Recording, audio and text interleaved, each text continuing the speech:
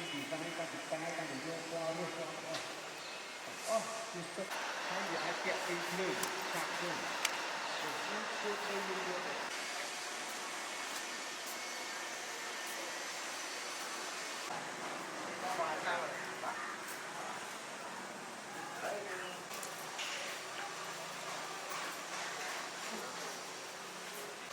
ไม่บอก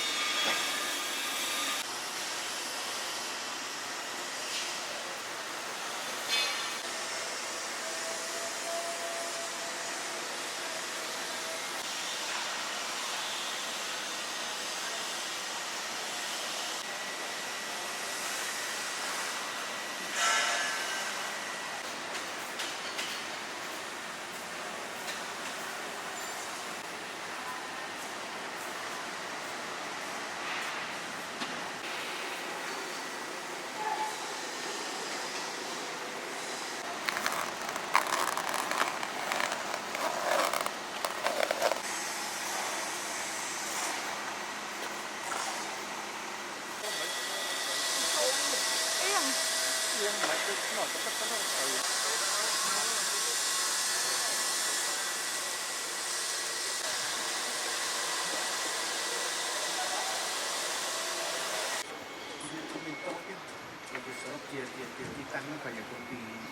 ហើយដំណាក់កាលទី1យើងទទួល Q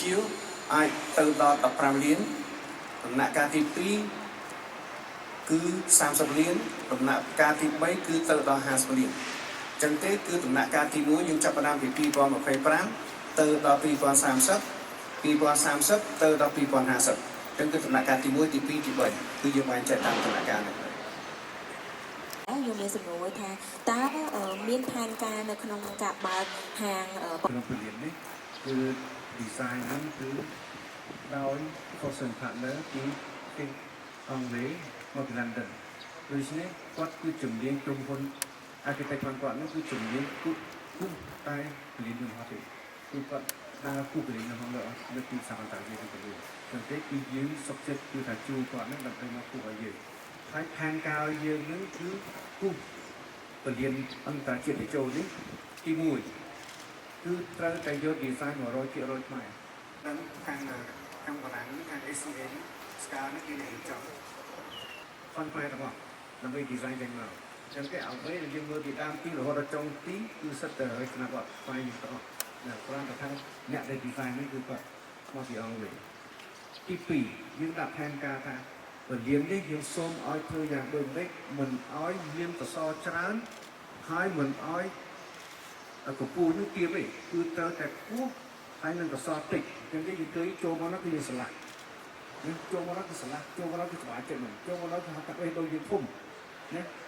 ទលាយមកនោះគឺស្វាយចិត្តហ្នឹងគឺអត់មានអ្វីនេះស្គាល់យើងទេហ្នឹងហើយទី3សំខាន់ទៀតគឺថាយើងដាក់ផែនការគាត់ហ្នឹងថាធ្វើយ៉ាងដូចនេះអ្នកឯង design ពលានយើងហងនេះគឺធ្វើយ៉ាងដូចនេះគឺតាក់ទាញជាងដើម្បីឲ្យមកពីខាងនេះនេះជាជំនាញរបស់គាត់